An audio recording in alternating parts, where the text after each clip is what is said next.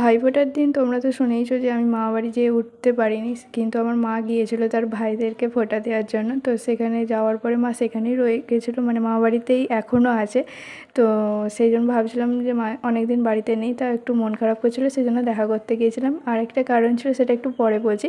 তো মামাবাড়িতে গিয়েই প্রথমে মাসিমণির ফোন দেখে আমি তো পুরো প্রেমে পড়ে গেছি। কারণ রেডমি ফোন, ভাই রেডমির যে কোনো ফোনের ওপর না আমার আলাদাই একটা ভালোবাসা আছে, রেডমির ওপর।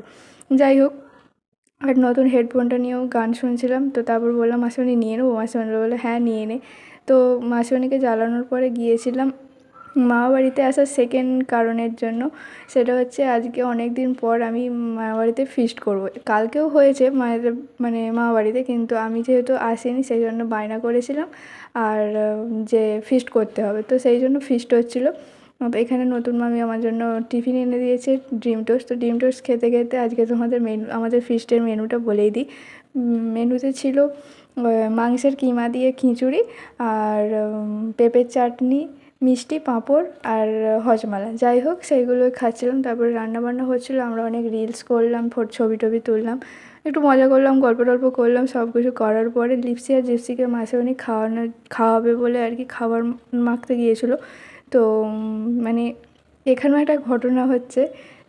মানে কুকুরে মুড়ি খায়, তোমরা জানো? এরা না মুড়িও খায়। মাংসের ওই যে কিমা দিয়ে মাংস কষেছিলো, সেই মাংসটা দিয়ে মুড়ি মাখিয়ে দিয়েছিলো ওদেরকে, ওরা না সেটাই খেয়েছে। আমি সেটার ক্লিপটা নিতে পারিনি, আমার ফোনে চার্জ শেষ হয়ে গেছিলো বলে।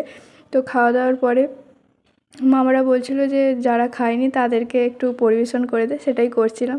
তারপর মানে তারপরে একটু ছোটো ছোটো ক্লিপও নিচ্ছিলাম। যাই হোক, তো আজকের ব্লগটা এতটাই, কেমন লাগলো জানিও। একটু এবার ঘুমোতে যাচ্ছি, তো টাটা, দেখা হচ্ছে পরের ব্লগে।